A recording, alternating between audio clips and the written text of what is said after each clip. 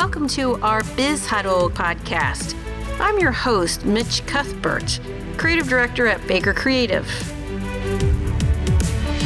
If you haven't already subscribed to the channel, please hit subscribe so you can get notified when new content comes out. Please share this with anyone who could be inspired by it. And really thinking about how often do we feel like we have a full space for us.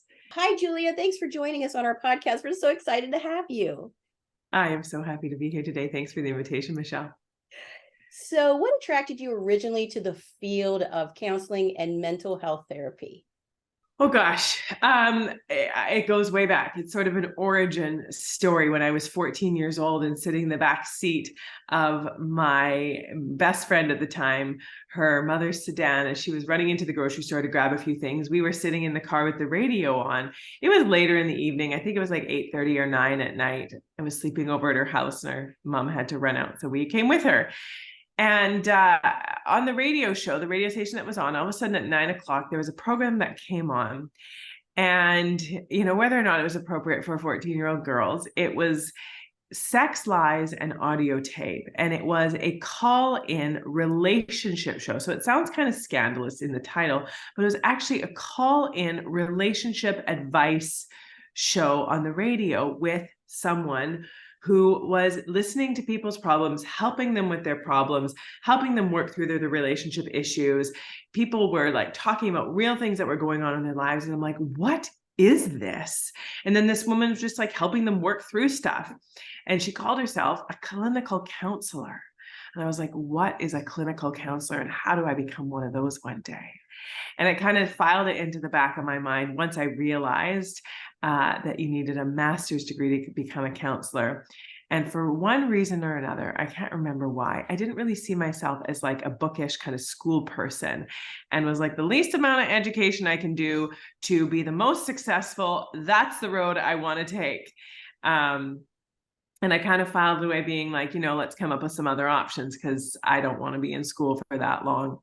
And, lo and behold, I did my undergrad degree, came out with a general arts degree, shocked and appalled at the fact that no one was banging on my door, begging to offer me a high-paying, wonderful, rewarding, fulfilling position. I'm like, wait a second, where is that? Got a job working barely below minimum wage, humbled me to death. And, I kind of spent some time dabbling around in some different things, taking a few different kinds of courses, some training programs. I am a post and prenatal doula. If anyone is interested, trained and, no longer certified, but I'm also a trained and certified ESL teacher, kind of dancing around in these different careers until I finally just realized that, this is what I'm meant to do. I am meant to be a therapist. I got to stop being a weenie and avoiding doing the hard work that is required. I'm doing all these other things to avoid doing the thing that I want to do. I've probably spent way more energy and effort and worked way harder to do these other things, little bits of things that I don't want to do, instead of just concentrating that effort on the thing I do want to do. And that's sort of how I got the pep in my step to get going on this and get myself educated and get myself into grad school and get myself through grad school. And then sort of the rest is history. So that was sort of a long answer, but it really started when I was about 14 years old, listening to Rona Raskins give relationship advice on Sex, Lies, and Audio Tape on the radio station Z95.3 right here in Vancouver. Aww. So what do you think the biggest misconception is about therapy? That only people who are really having a hard time in life need therapy. I think everyone needs a therapist. Mm-hmm. I think no one in this life rides for free. We all have stuff. We all have struggles. We all have issues and things. And why not work on things that are stopping us to feel good so that we can, right? It's kind of optimizing life. And a therapist in a lot of ways helps us optimize life, doesn't just help us deal with our problems, it also helps us work through them so that we can also then learn how to optimize our lives. And I really, one of my first jobs was working at a clinic downtown Vancouver in sort of the sort of gay neighborhood. And so a lot of my clients were gay men. And I remember them wearing their, therapy with a badge of honor and being like, who's your therapist? Oh, Julie is my therapist. Well, my therapist is Amanda. Oh, wow. Well, I've heard Amanda's great. Well, I've heard Julie is great. They just sort of like compare and be like, yeah, like this is my thing. Who's your therapist? It's not even like, oh, do you go to therapy? It's almost like this thing of like, yeah, of course I go to therapy. Therapy is the thing. Who wouldn't go to therapy? And I loved that. There was no hiding. There was no shame. There was no, any kind of negative connotation. It was like this, yeah, like everyone who's everyone has a therapist. I'm like, that is, I feel like, how we need to be existing in our society, and really just embrace the fact that we all have stuff that we could be doing and working through and dealing with to optimize our lives. Absolutely. So we've worked with some diverse audiences in multicultural space. And we realize that there's a lot of cultures that are kind of afraid of therapy and they don't know what box to put it in, right? So if someone is in that situation, what would you say to them? Because it takes courage to step out, right? Because it's not the norm. Any advice for that? And I know I've had a few people that I went to grad school with who were from different cultures, and them really struggling with their parents not being supportive of them doing this, to be like, why would you go to pay someone that you don't know to talk about your problems? Just tell your friends, just talk to your friends, and don't share your private information with a stranger. And that's not normal. And why would you pay someone when we could just have a conversation with a friend? And, and there can be some of that around it, but then really understanding that there are skill sets that therapists have that are different than talking about a friend. And obviously, we go to school, we learn a lot, but then there's also something that's really, I'm going to use a jargony word here, but cathartic.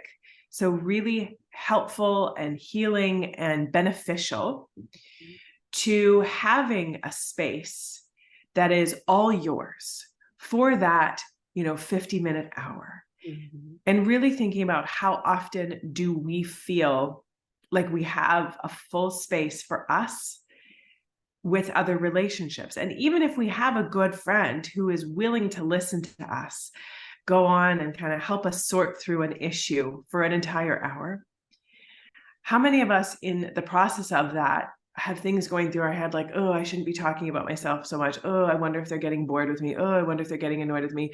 Oh, I should ask them about themselves so I'm not hogging all this space. Oh, now I feel kind of guilty. Oh, now I feel like I owe them. Oh man, what might they be thinking about me since I've like talked for this whole hour about all these things that I'm struggling with, right? And we carry that mental load often when we're talking to friends about it. Whereas with a therapist, you can just go in, freely and just take up that space for whatever it is you need it for, and know that you have an educated, trusted professional to know how the best ways to help you work through things, right? They have the tools and the resources. And so really being able to see it like that it is a relationship. A therapeutic relationship is a relationship, but it's a different kind of relationship that doesn't come with the strings that we often feel are attached to bringing our issues to our friendships. Well said. Totally well said. Because I do think there's a lot of misinformation out there, and it's hard to explain it to someone who doesn't get it. And that was very useful. Thank you. Yeah, you're welcome. So, and you've done a lot of things in your professional career. Is there one thing that you're most proud of? I would say right now, Michelle, you might not be surprised to hear this, but my membership community, the Shift Society.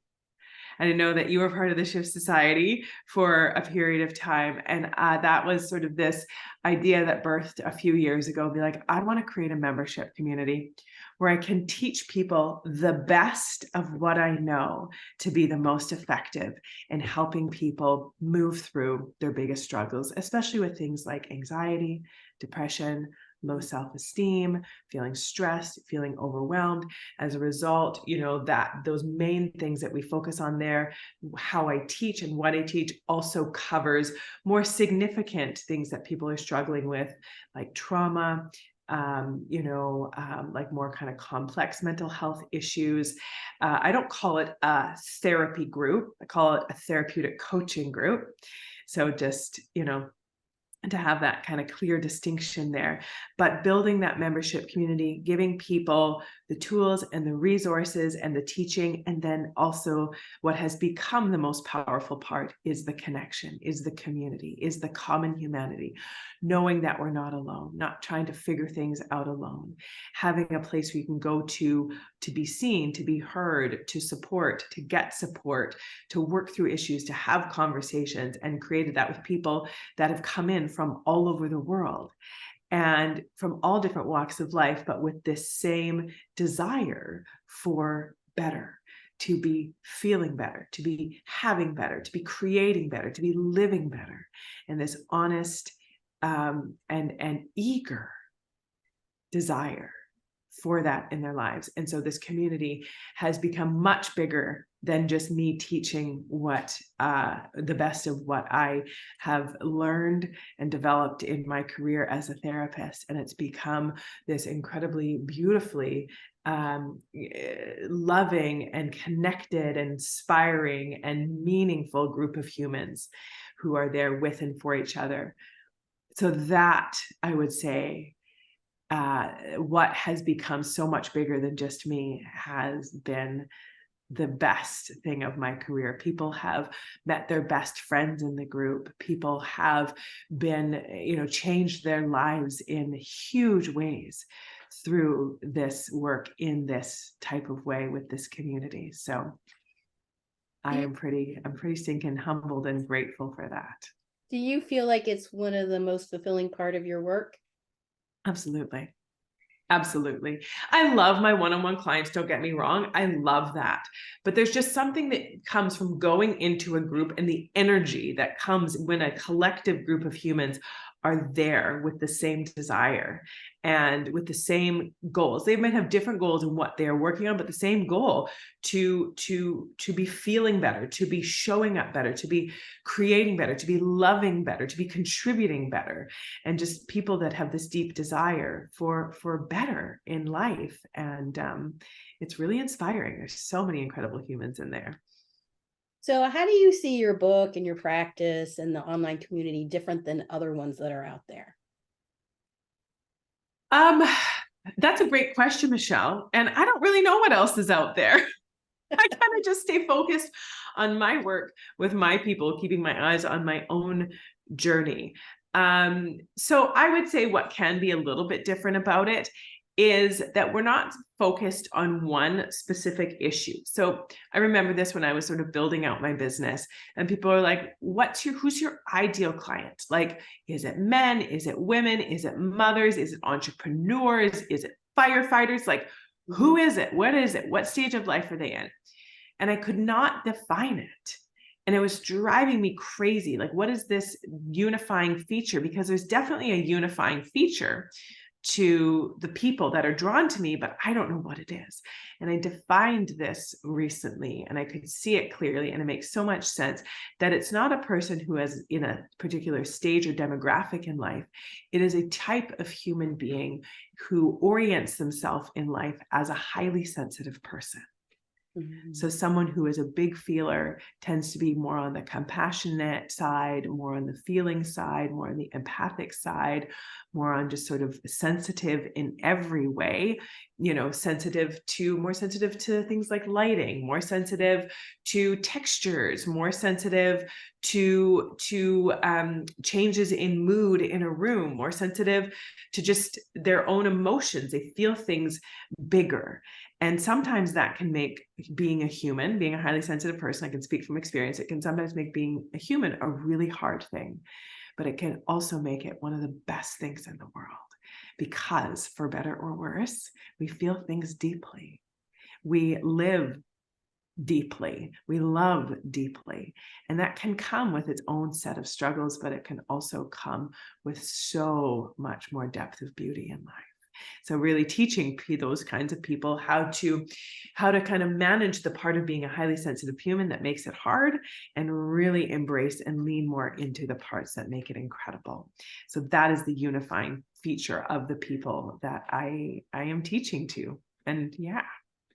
But it's also the human condition that you speak to, and the get curious, I think, is what makes it unique. Because I don't hear a lot of that around, is get curious, look what's going on with you, that self-assessment, and then really looking at all these tools. I think that's quite different, rather than a lot of times you see a lot of things on YouTube where there's a talking head and it's just, they just blast right in, rather than, are you sure it's you? You know what I mean? Yes. Yeah. Yeah. And then that's so good. I love that you brought that up, Michelle, because that's been sort of one of the catchphrases that we use a lot in the Shift Society, is like, really just get curious what's coming up from you without judgment, right? Without assessing whether this is right or wrong or good or bad, or what you're thinking or feeling is right or wrong or good or bad. Like, just get curious what's coming up for you and why. And let's take this to a deeper level, and let's get more into that self-understanding without going into that over self-analysis and, trying to like analyze everything we do or say and where is this coming from, but really just more of an air of openness and curiosity, understanding that we're all doing things for a reason. We're all thinking in certain ways for a reason. We're all feeling things for a reason. So what is actually going on there? And how do we kind of look at it and work it out in that way, instead of, just automatically going to like, well, you should just do this different, or you should just do that. And you just need to think positive, or you just need to be more grateful, or you just need to let it go. And it's like, not all of those things are bad things, but the reason why it's not so easy to do is because it's only kind of scratching the surface of stuff. So what happens if we look a little deeper and kind of create that self-understanding, instead of just sort of that emotional bypassing? Like a Band-Aid. So I think you have the sessions, and yes, you attend the sessions, but the exercises not only make you take a moment outside of what's going on with you, like the thought ladders and other things like that. And I think it gives a little direction, and then you can always go in and replay things. So you're not like, okay, what did she say again? And then you're, when you have a moment when your kid's asleep, and you can slide in and just kind of do it. Yes. Yeah. And a process. And that's for me, like, I'm a therapist, and there's so much art in therapy, but there's also a lot of science in human psychology. And there's sort of schools of psychology, human psychology, that go kind of more in the kind of artistic way, and the kind of more, more explorative, more that way. And then there's also ones that tend to go into more kind of step-by-step, a little bit more like scientific model kind of way, like, here's your cause, here's your effect, right? And so I love both. I love sort of the exploration, but I also am really drawn to structure. I really like structure. And so that's how I designed the Shift Society, is giving like a structure, a process. Here's how to do it. That's, and it's cognitive therapy based, with mindfulness, radical acceptance, and self-compassion sort of tied in there. If we can kind of bundle up the philosophy that I use to teach from, or the psychological models I use to teach from. And so I really like having a structure as well. So that's the other kind of person that I speak to, is people that like to have like an outline, right? Don't need to have every single little detail filled in, but you need an outline, some guiding principles to walk yourself through, so that there is that sort of comfort in the structure, that direction in the structure.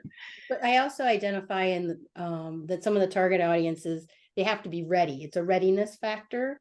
So if you're not ready, then it's what you put into it. Totally. Yeah, absolutely. And that's like anything, right? Like, if you want things to be different, you have to do something different, and you have to be ready to do it, or at least have a deep enough desire that you trust that the readiness will follow the desire.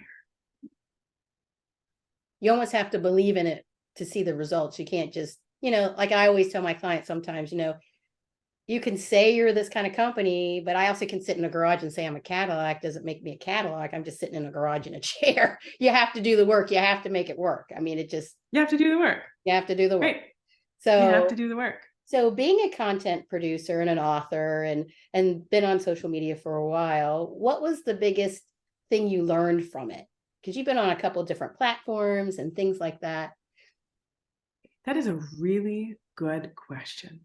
Most people, contrary to what a lot of experiences are on social media, most people are good. Not insofar as like their fundamental being is good, that's not up for me to decide, but they're just people going through life wanting the same things that we all want: to feel seen, to feel heard, to feel valued, to feel loved, to feel connected, to feel like we belong. And even the people that don't present as the most lovely still want the same things. Some really incredible humans out there in the world. And I feel like I get to experience a lot of them. I think the other thing I find interesting is you made a comment that you don't believe everything is by chance. Like you made a comment that things don't just happen to happen, right? There's a thing behind it. You know, I can't remember the saying. It's like when something happens, there must be a reason, blah, blah, blah. So a little bit different than that, Michelle. I don't think that everything happens for a reason. Yeah. I don't think I could tell that to someone who had been through something extremely painful or horrific. Right. And to reduce their experience to a lesson to come from it. You know, that happened because they needed to be taught something or realize something. But I think that we can create meaning from whatever it is. And it's a concept in the trauma community called post-traumatic growth. So if you can use whatever you have been through as something that I'm going to do with it, other than stay stuck in the pain and suffering from it. So not everything happens for a reason, but I can create meaning, purpose, growth, learning from whatever it is. So it's I get to decide what I do with it instead of that thing defining me. I decide what I do with it. So you have a lot of things going on in your world. How do you stay grounded? How do you stay sane with the book, in the platforms, in the practice? You think I'm sane? Well, I am flattered. You know, Michelle, I exercise a lot. I get outside. I move my body a lot. I love my work. My work keeps me grounded. And I also, you know, I don't always stay sane. I have my moments. I have my, you know, I call them little, you know, mentee bees every once in a while, little mental breakdowns where I'm like, oh, it just feels like too much and too hard. And I'm too tired. And, you know, and I have my moments. And then I, you know, in the concept of radical acceptance is creating space for all of our experiences as humans. And it's part of being human. It's part of being human to sometimes feel like everything is hard and nothing has gone wrong if everything isn't always going right. You know, it's part of that 50-50 in life. That never promised it would always be perfect, and it's not possible for it to be. So we accept all of it, that sometimes things are hard, and we be with ourselves through that, in and through it. We catch ourselves when we fall instead of kick ourselves. And we make that commitment to create space for all of it. And so for me, that's been a huge thing, is to just stop judging myself. I just don't judge myself anymore. I do not judge myself. I've committed to letting myself be an imperfect being, and that takes so much pressure off. And it actually, you know, it creates less mental breakdowns because I'm not putting all this pressure on myself to have it all together all the time. I'm not putting all this pressure on myself to always have it all figured out. I'm not putting all this pressure on myself to always, you know, I try my best to show up as emotionally mature on the outside, but I don't always feel all that emotionally mature on the inside. Sometimes it takes me a little bit to get there. What's that saying that Michelle Obama, she said, you know, when they go low, I go medium because God's still working on me. Yeah, like just sort of giving ourselves space to be human, and really tuning into what do I need to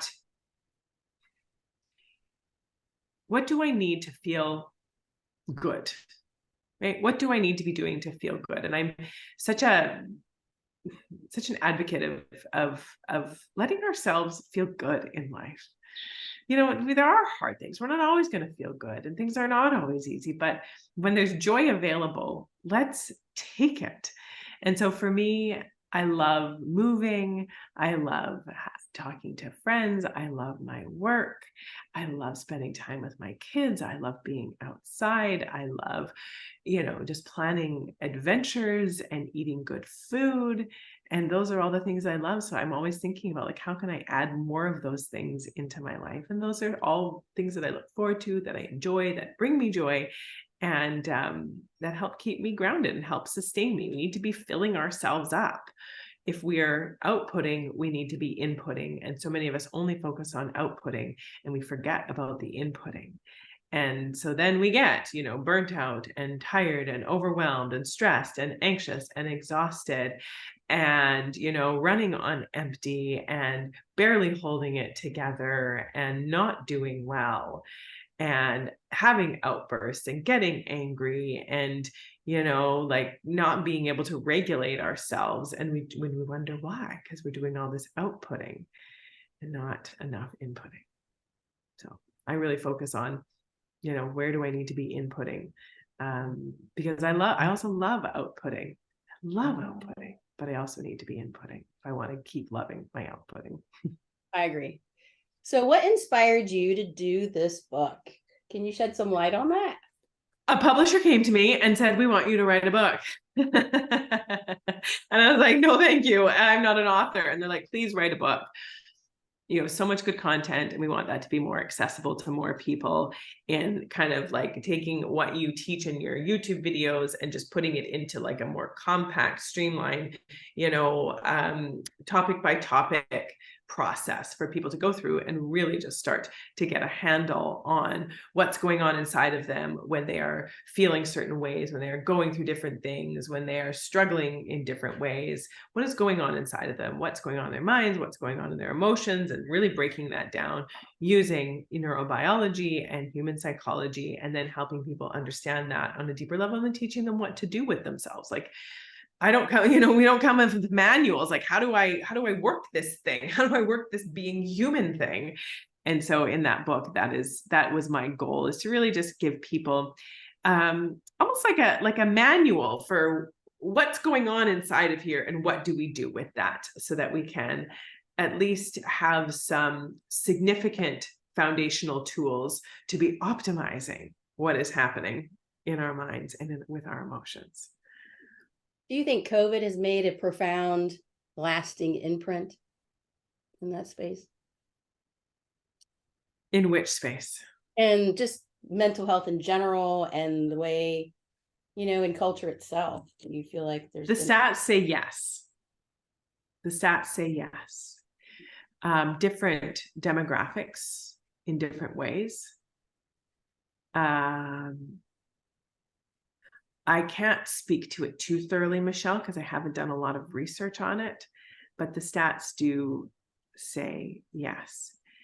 I'm hoping that there's been some post-traumatic growth that has come from that has made us realize how much we value connection and relationships and time together, and really helping do a reprioritization when much of that wasn't available to us. We weren't allowed. And there was a lot more isolation that came, a lot more loneliness that came when we couldn't access people. Absolutely. And really realizing how much we need that and how important that is. And so using the lesson and the learning from having something removed to seizing it more intentionally when we have it back. So a lot of your work deals with shame, perfectionism, boundaries, people-pleasing, anxiety, and a lack of confidence, just to name a few. Why did you focus on these types of struggles for engagement outside of the sensitive person? Because I think a lot of your work appeals to so many, and it is part of the human condition, right? So why I think one of the reasons is because these are all things that I have struggled with and I've really had to do work with. So when I speak to them, I can speak with more passion. I can speak with more depth because it's been personal. And that is one of the secrets with most therapists. I'm going to let you in on a little secret. Most of the time, therapists, whatever a therapist focuses on, is something that they are passionate about because it is the most relevant to them.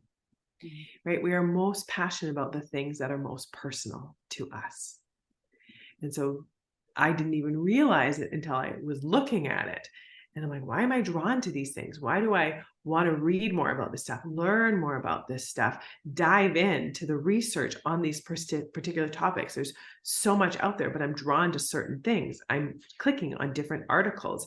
I'm pulling different books from the bookshelf, right? Why is it? And I'm like, oh, because these are the things that are the most relevant to me. These are the things that are most personal to me. And so not everything that I teach has come from a personal experience, but a lot of it has. And a lot of it has been through working through my own stuff because I was a disaster as a teenager. In my 20s, I really didn't like being stuck with me. I really didn't like being stuck with me. And I kind of came to this point where I'm like, but I'm going to be stuck with her for the rest of my life. So let's figure out how to like that instead of trying to run away from that.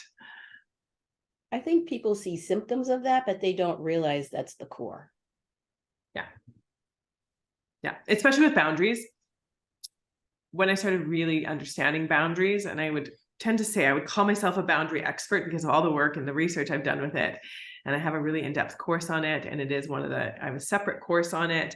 And then it's also, there's a masterclass series in the Shift Society on boundaries and how much boundaries are the root of so many of our problems. If you have a stress problem, most likely it's a boundary issue. If you have a resentment problem, most likely it's a boundary issue. If you have an anxiety problem, there's going to be a lot of stuff that's coming on with boundary issues. If you have an overwhelm problem, as an exhaustion problem, then a lot of it's going to come down to boundaries. If you have struggle in your relationships and feel taken advantage of, feel unappreciated, oftentimes it's a boundary problem. If you feel trapped and stuck in your life, it's a boundary problem. If you feel controlled by guilt, it's a boundary problem. So if you were feeling anxiety or you felt fear about something, that must be triggering that emotion in some capacity, which would mean you need to set a boundary.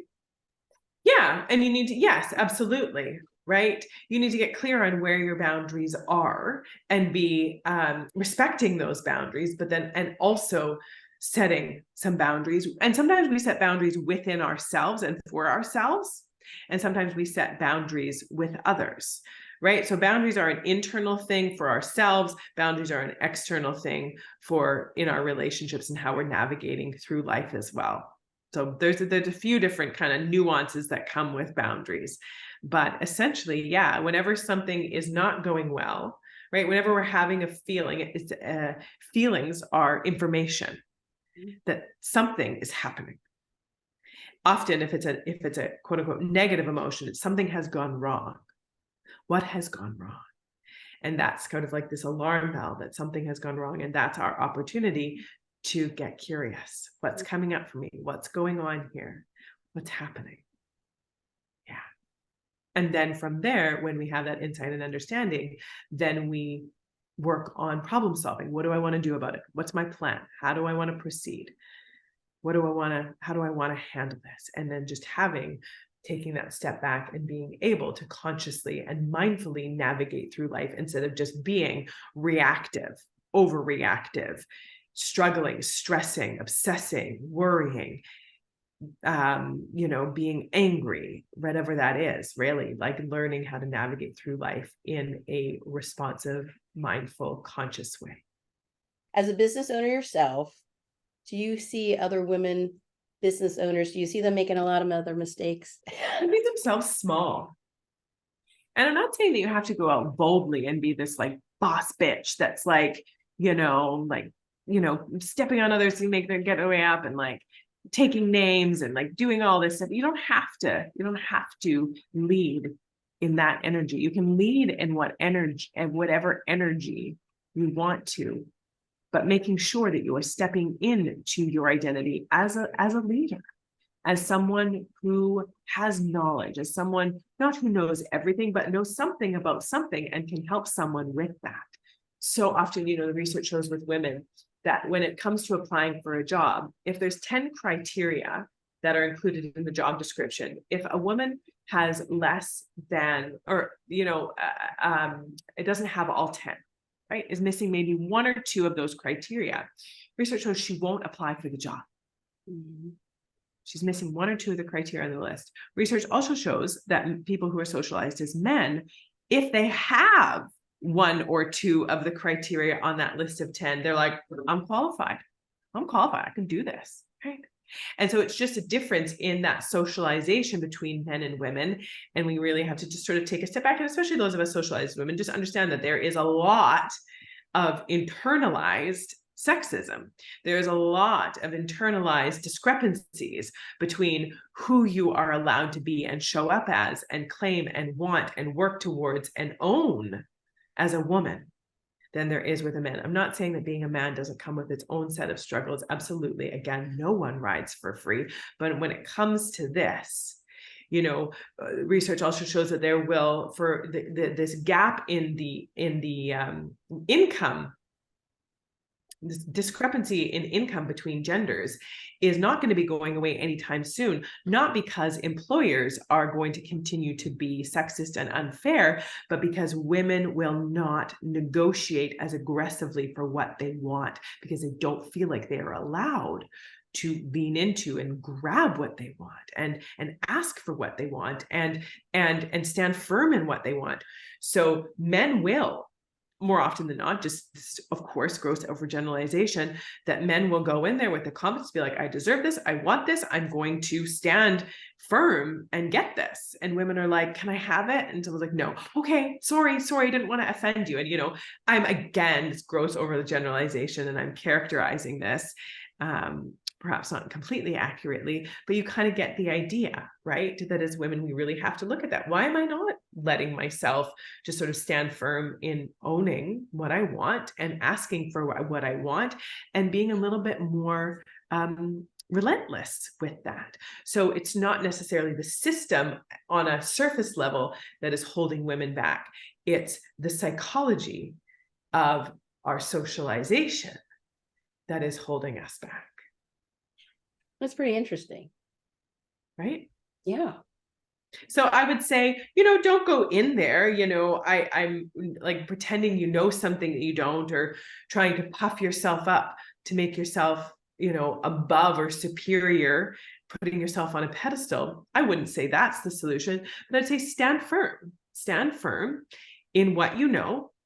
And also let yourself be wrong without it meaning that, oh my gosh, I'll never speak up again because I made a mistake or because I was wrong or someone, proved me wrong in some way. Just be like, okay, yeah. Letting ourselves get back up and keep going and keep growing and keep asserting and keep being and keep standing. And yeah, right?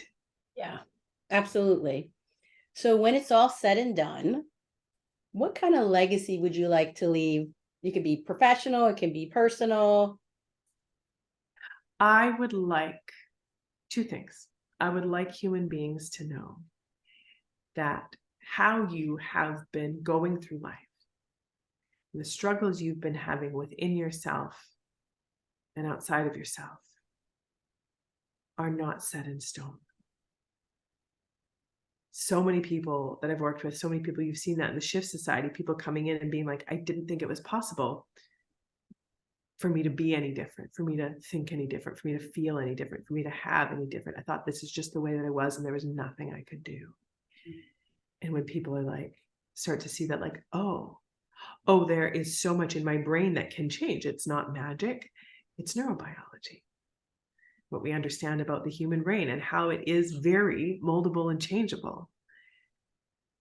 And so when people start to realize that, like, I don't have to be stuck in this suffering and in this struggling forever. Mhm. And then when those light bulbs start to go on and things start to change from the inside out, that for me is like, it's magic, even though it's not. And so that part, I would also like to leave a legacy with my children, that they are allowed to be who they are.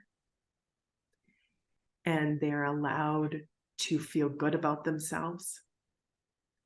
And they are allowed to be successful, and they are allowed to fail.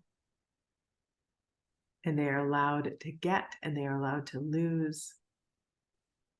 They are allowed to love, and they are allowed to not always love everyone. I think those are But wonderful. still be kind. But still be kind. That's wonderful, because it's really just accepting them for who they are. Yeah. Yeah.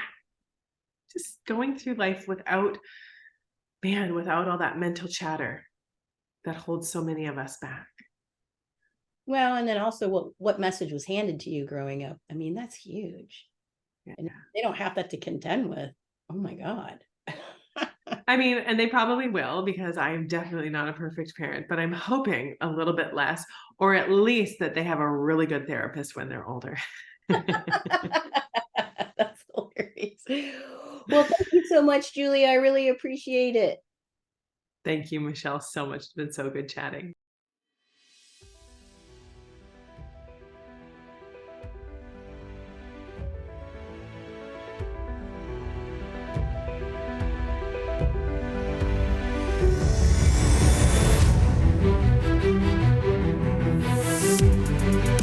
If you haven't already subscribed to the channel, please hit subscribe so you can get notified when new content comes out. Please share this with anyone who could be inspired by it, and feel free to post any questions so we can be inspired by new content. Thanks for listening.